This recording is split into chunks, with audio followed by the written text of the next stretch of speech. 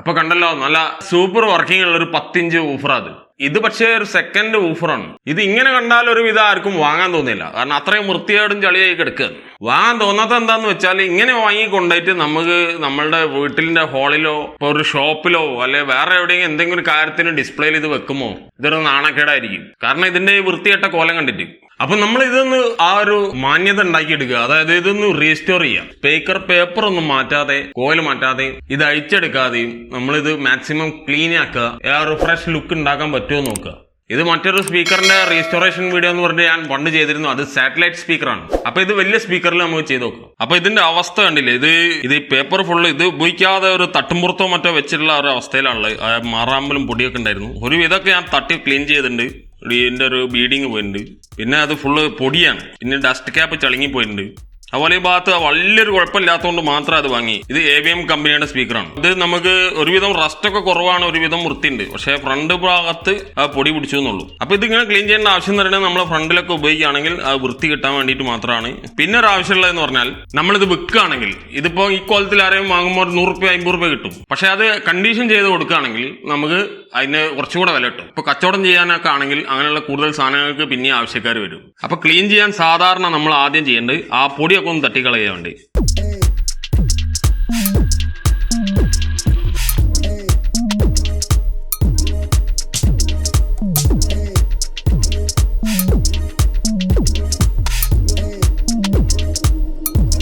അപ്പൊ പൊടി തട്ടലും ക്ലീനിങ്ങും ഒക്കെ കഴിഞ്ഞിട്ടുണ്ട്. നമ്മൾ എന്താ ചെയ്യാച്ചാല് ഇത് ആദ്യം ഒന്ന് ക്ലീൻ ചെയ്യാൻ നമ്മൾ എന്താ ചെയ്യേണ്ടത്, ഈ കളറ് കിട്ടണം. അതായത് ഈ പേപ്പറിന് ഉണ്ടായിരുന്ന ഒരു ക്വാളിറ്റി ഉള്ള കളറ് കിട്ടണം. അതായത് നിരപ്പ് ഫുള്ള് ഒഴിവാകണം. എന്നാലേ നമ്മൾ ക്ലീൻ ചെയ്യുന്നതിന് കാര്യമുള്ളൂ. അപ്പൊ ആ കളറ് കിട്ടാൻ ഞാനിവിടെ നമ്മൾ പണ്ട് വീഡിയോയിൽ ചെയ്ത ഒരു മിക്സ്ചർ ഉണ്ട്. അതായത് അതിന് നമ്മൾ ഉപയോഗിക്കുന്നത് ഒന്ന് മണ്ണെണ്ണ അല്ലെങ്കിൽ ഡീസൽ. അതിന്റെ കൂടെ നമ്മൾ സാധാരണ വെളിച്ചെണ്ണ അല്ലെങ്കിൽ ഞാനിവിടെ പാരച്യൂട്ട് എന്ന് പറഞ്ഞാൽ നമ്മളെ 20 രൂപന്റെ കേസ് ഉണ്ട്, ഇതാണ് ഉപയോഗിക്കുന്നത്. അപ്പൊ ഇത് രണ്ടും കൂടെ ഒരു ചെറിയൊരു പ്രൊപ്പോർഷനിൽ മിക്സ് ചെയ്ത് ഇനി തുടച്ചു കഴിഞ്ഞാൽ നമുക്ക് ഒരു വിധം എല്ലാ ആ സാധനത്തിന്റെ ടെക്സ്ചറും അതിന്റെ ഒരു കളറും ഒക്കെ ഒരു വിധം മാക്സിമം ഒന്ന് ബൂസ്റ്റ് ആയിട്ടോ കോൺട്രാസ്റ്റ് ആയിട്ടോ നിൽക്കും.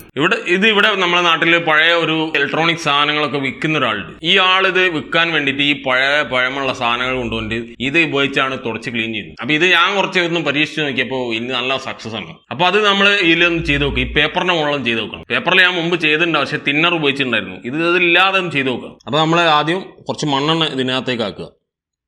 ഇതുപോലെ ചെറിയ പാത്രം മറ്റോ എടുത്താൽ മതി, കുറച്ചെടുത്താൽ മതി, നമുക്ക് അധികമൊന്നും ആവശ്യമില്ല. അതേപോലെ നമ്മൾ ഈ വെളിച്ചെണ്ണയും. അപ്പോൾ ഇത് ഈ പച്ച കളറിലായതുകൊണ്ട് ചിലപ്പോൾ നിങ്ങൾക്ക് മനസ്സിലാവുണ്ടാവില്ല. പക്ഷേ ഇത് രണ്ടും കൂടെ നന്നാക്കി ഒന്ന് മിക്സ് ചെയ്ത് കഴിഞ്ഞാൽ ഇത് നമ്മൾ പറഞ്ഞ മിക്സ്ചറായി. ഇതാണ് നമ്മൾ തുടയ്ക്കാൻ വേണ്ടി ഉപയോഗിക്കുന്നത്. ഇത് ഉപയോഗിക്കുന്നതിൻ്റെ അളവ് പറഞ്ഞാൽ 1 സ്പൂണ് മണ്ണെണ്ണയും 1 സ്പൂണ് വെളിച്ചെണ്ണയും കൂടെ മിക്സ് ചെയ്യാന്നുള്ളൊരു അളവ് ഉപയോഗിച്ചാൽ മതി. അല്ലാതെ അതിന് പ്രത്യേക ഒരു പ്രൊപ്പോർഷൻ ഒന്നുമില്ല. അപ്പൊ ഈ മിക്സർ നമ്മൾ പേപ്പറിൽ അപ്ലൈ ചെയ്യുന്ന, പേപ്പറിലും ഇവിടെയൊക്കെ അപ്ലൈ ചെയ്യാനുള്ളതാണ്. അപ്പൊ അതിന് മുമ്പായിട്ട് ഇവിടെ റസ്റ്റ് ഒക്കെ നോക്കുക. ഇതിപ്പോ ഞാൻ നോക്കുമ്പോൾ വലിയ റസ്റ്റ് ആയിട്ടൊന്നും കാണുന്നില്ല. അപ്പൊ അങ്ങനെ റസ്റ്റ് ഉണ്ടെങ്കിൽ ഇവിടെയൊക്കെ ഉണ്ടെങ്കിൽ മാത്രം ഒന്ന് സാൻഡ് പേപ്പർ ചെയ്ത് ക്ലീൻ ചെയ്തിട്ട് നമുക്ക് വേണമെങ്കിൽ ഭാവിയിൽ പെയിന്റും ടച്ച് ചെയ്യാം. പിന്നെ ആ മിക്സ്ചറിന്റെ ഒരു ഗുണം എന്ന് പറയുന്നത് എന്തൊക്കെയാണെന്നുള്ളത് ഞാൻ വീഡിയോയുടെ ലാസ്റ്റ് പറഞ്ഞുതരാം. അപ്പൊ അത് അപ്ലൈ ചെയ്യാൻ വേണ്ടിയിട്ട് നമുക്ക് സാധാരണ അതുപോലെ ഒരു തുണി, കോട്ടന്റെ തുണിയോ മറ്റോ ഉപയോഗിച്ചാൽ മതി. അത് ജസ്റ്റ് ഒന്ന് ടച്ച് ചെയ്തെടുക്കുക. എന്നിട്ടൊന്ന് അങ്ങനെ ആക്കി നമ്മൾ ഇത് പേപ്പർ മൊത്തം ഒന്ന് ക്ലീൻ ചെയ്യാം.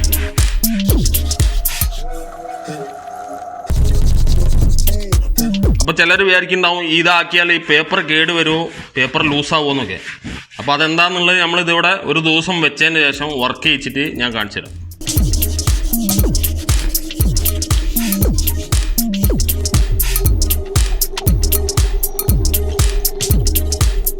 അപ്പൊ ഇത്ര നേരം ക്ലീൻ ചെയ്തതിൽ എന്തെങ്കിലും അവിടെ ഓയിലോ മറ്റോ അധികം കാണുന്നുണ്ടെങ്കിൽ നമ്മൾ അതൊരു നല്ലൊരു തുണി എടുത്തിട്ട് തുടച്ചു കൊടുത്താൽ മതി. ഇപ്പൊ ആ ക്ലീൻ ചെയ്തതിൽ നമ്മൾക്ക് വല്ല പ്രശ്നവും കാണുന്നുണ്ടോ? വളരെ നീറ്റായിട്ട് നല്ല കളറിൽ നല്ല ടെക്സ്ചറിൽ ആ സാധനം നിൽക്കുന്നത്. എല്ലാ പേപ്പറിലും ഒരു കുഴപ്പവും കാണുന്നില്ല.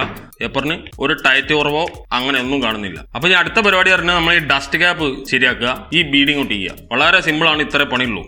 അപ്പോൾ ആ പോയ ഭാഗത്തുള്ള ആ സ്ക്രൂ ചെയ്യുന്ന ഭാഗത്തുള്ള ആ ബീഡിങ് നമ്മൾ വേറെ ഒന്ന് ഒപ്പിച്ച് വെച്ചിട്ടുണ്ട്. അതായത് ഇത് വേറൊരു ഡെഡായ ഊഫറിന് ഊരി വെച്ചാണ്. അതേപോലെ നമ്മളുടെ ഡസ്റ്റ് ക്യാപ്പ് ക്ലിയർ ചെയ്യാൻ വേണ്ടിയിട്ട് നമ്മൾ പണ്ട് ഗ്ലൂ സ്റ്റിക്ക് വെച്ചിട്ടാണ് അതിന്റെ ഡസ്റ്റ് ക്യാപ്പ് ഇങ്ങനെ ചൂടാക്കി വെച്ചിട്ട് എടുത്തിട്ടുണ്ടായിരുന്നു. അപ്പൊ അത് കാണാത്തവരുണ്ടെങ്കിൽ അത് വീഡിയോ പോയി കാണുക. അതല്ല വെച്ചാൽ ഇപ്പൊ ഈ വീഡിയോയിൽ നമുക്ക് ഇത് വെച്ച് ട്രൈ ചെയ്ത് നോക്കാം. ഇത് കിട്ടുന്നില്ലെങ്കിൽ മാത്രം നമുക്ക് ആ ഡസ്റ്റ് ക്യാപ്പ് ഊരി എടുത്തിട്ട് നേരേക്ക് വെക്കാം. അപ്പോൾ ഡസ്റ്റ് ക്യാപ്പ് ശരിയാക്കാൻ എന്താ ചെയ്യേണ്ടത് വെച്ചാൽ ഈ ഗ്ലൂ സ്റ്റിക്ക് ഇവിടെ വെച്ചിട്ട് ചൂടാക്കിയിട്ട് ഇതിന്റെ മുകളിൽ ഒട്ടിക്കുക.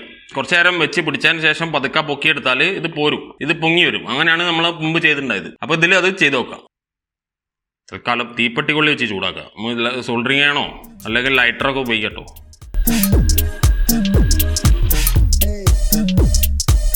നല്ല ക്ഷമ വേണം, കുറച്ച് നേരം അവിടെ വെക്കേണ്ട ആവശ്യമുണ്ട്. എന്നാൽ മാത്രമേ നമുക്ക് അവിടെ ആ ഗ്ലൂ സ്റ്റിക്ക് ആ ക്യാപ്പിൻ്റെ മുകളിൽ നന്നായി പിടിക്കുള്ളൂ. ഇപ്പം ഗ്ലൂ സ്റ്റിക്ക് നന്നാക്കി ഇവിടെ ഉറച്ച് നിൽക്കുന്നുണ്ട്. ഇനി നമുക്ക് പതുക്കെ പൊക്കി നോക്കാം. ഒരു പ്രാവശ്യം ശ്രമിച്ച് കിട്ടിയില്ലെങ്കിൽ ഒന്നും കൂടെ ചെയ്ത് നോക്കാവുന്നതാണ്.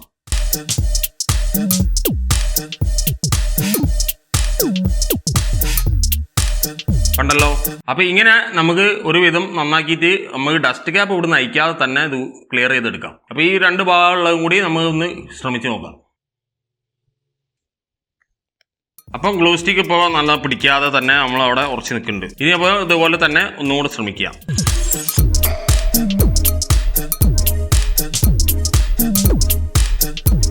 ചെറിയ പേപ്പർ പീസ് ഇവിടുന്ന് പോകുന്നുണ്ട്, പക്ഷേ അതുകൊണ്ടും കുഴപ്പമില്ല, നമുക്ക് ഡസ്റ്റ് ക്യാപ്പ് ശരിയായി കിട്ടും. അപ്പം ഇങ്ങനെ ബാക്കിയുള്ള എല്ലാ ഭാഗവും ശ്രമിച്ച് നന്നാക്കി എടുക്കുക.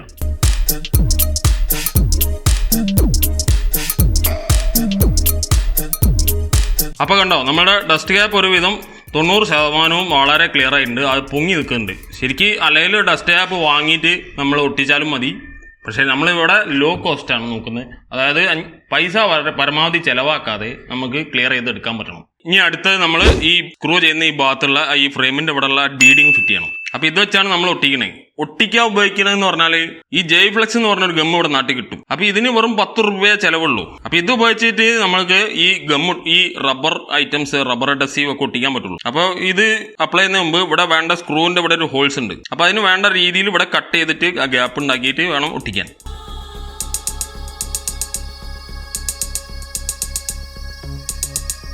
ആദ്യം നമ്മൾ ഈ പോയിന്റിൽ ഈ ഭാഗത്ത് ഏസം ഗമ്മായി കൊടുക്കുക.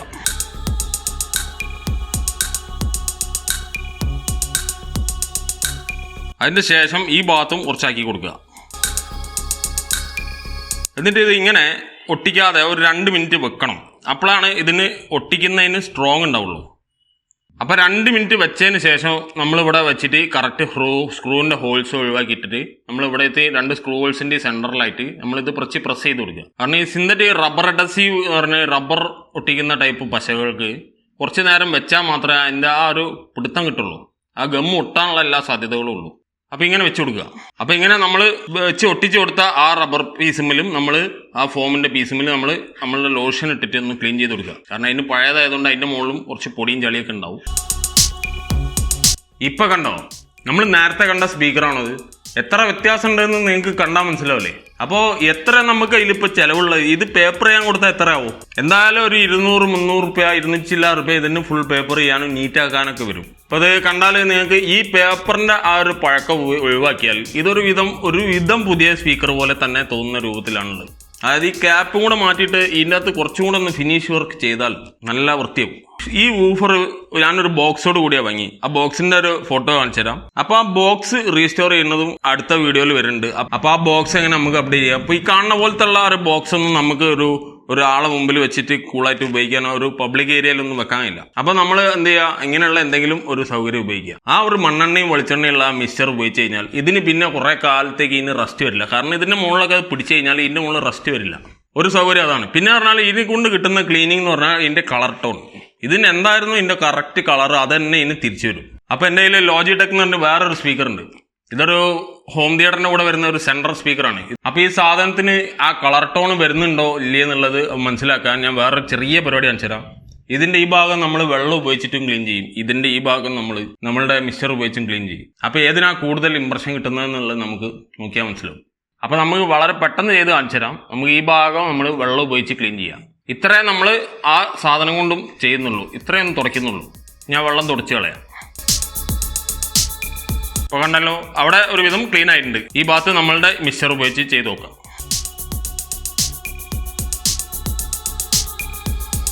ഞാൻ തുടച്ച് കളയാം. നിങ്ങൾക്കിത് കാണാൻ പറ്റുന്നുണ്ടോ എനിക്കറിയില്ല, പക്ഷേ നന്നാക്കി മനസ്സിലാവുന്നുണ്ട്. നേരിട്ട് കാണുമ്പോൾ നന്നാക്കി മനസ്സിലാവും. നമുക്ക് ഈ ഭാഗത്തായിട്ട് ഈ ഒരു വര വരച്ച പോലെ ഇവിടെ കാണാം. ഇവിടുന്ന് ഇങ്ങോട്ട് നല്ല കളറും ഇവിടുന്ന് ഇങ്ങോട്ട് കളർ കുറവുമാണ് കാണുന്നത്. അപ്പൊ അതാണ് ഞാൻ പറഞ്ഞത്. ഇതിന് ഈ ടെക്സ്ചർ ഈ ഭാഗത്ത് കണ്ടോ, നമ്മുടെ ലോഷൻ ഉപയോഗിച്ച് തുടച്ച ഭാഗത്താണ് ആ ക്ലാരിറ്റി കൂടുതൽ, മറ്റേ ഭാഗത്ത് കുറവാണ്. അപ്പൊ അത് ആ ഒരു വ്യത്യാസം ഇവിടെ കാണിക്കുന്നുണ്ട്. അപ്പൊ ഇതിനുള്ള ഈ മിക്സ്ചർ ഉപയോഗിക്കുന്നതുകൊണ്ടുള്ള ഒരു ഗുണം അതാണ്. നമുക്ക് നല്ല കളർ ടോൺ കിട്ടും. അതായത് ആ സാധനത്തിന്റെ കളർ ടോൺ തിരിച്ചു കിട്ടും. അങ്ങനെയുള്ള വേറെ എന്തെങ്കിലും പ്രോഡക്റ്റ് ഉണ്ടോ എന്ന് ഞാൻ അന്വേഷിച്ചു പോയില്ല. ഞാൻ ഇത് തന്നെയാണ് ഒരുവിധം പഴയ എല്ലാ സാധനങ്ങളിലും റീസ്റ്റോർ ചെയ്യാൻ ഉപയോഗിക്കല്. അപ്പോൾ വൂഫർ സ്പീക്കർ റീസ്റ്റോറേഷൻ, അതായത് ഏറ്റവും ലോ കോസ്റ്റിൽ ഇതിൽ കുറഞ്ഞ് ചെയ്യാൻ കഴിയുമെന്ന് എനിക്കറിയില്ല. അപ്പൊ എന്തായാലും നിങ്ങളുടെ അങ്ങനെ എന്തെങ്കിലും പഴയ പ്രോഡക്റ്റ് കണ്ടിട്ട് അയ്യേ അത് വൃത്തിയില്ല, അങ്ങനെയുള്ള അത് ലുക്കില്ല എന്നൊക്കെ പറയുന്ന സമയത്ത് ഒന്ന് വാങ്ങിയിട്ട് ജസ്റ്റ് ഇങ്ങനെ ഒന്ന് ട്രൈ ചെയ്ത് നോക്കുക. അപ്പോൾ ഇനി ഈ വൂഫർ ഫിക്സ് ചെയ്യുന്ന ആ ബോക്സിന്റെ വീഡിയോ, അടുത്ത ആ ബോക്സ് റീസ്റ്റോർ ചെയ്യുന്ന വീഡിയോ, ആ ബോക്സ് ഒന്ന് നന്നാക്കി കണ്ടീഷൻ ചെയ്തെടുക്കുക. അപ്പോൾ അതിൽ വെക്കുന്നതിന് മുമ്പ് ആ ബോക്സ് അപ്ഡേറ്റ് ചെയ്തതിന് ശേഷം ഈ വൂഫർ അതിൽ വെച്ച് കഴിഞ്ഞാൽ നമുക്ക് ഈ പഴയ രൂപവും ഈ പുതിയ രൂപവും തമ്മിലുള്ള ആ ഒരു വ്യത്യാസം അറിയാൻ പറ്റും. അപ്പോൾ വീഡിയോ ഇഷ്ടപ്പെട്ടാൽ എല്ലാവരും ലൈക്ക് ചെയ്യുക. കൂടുതൽ വീഡിയോസ് കാണാൻ വേണ്ടി സബ്സ്ക്രൈബ് ചെയ്യുക. മറ്റൊരു വീഡിയോയിൽ കാണാം.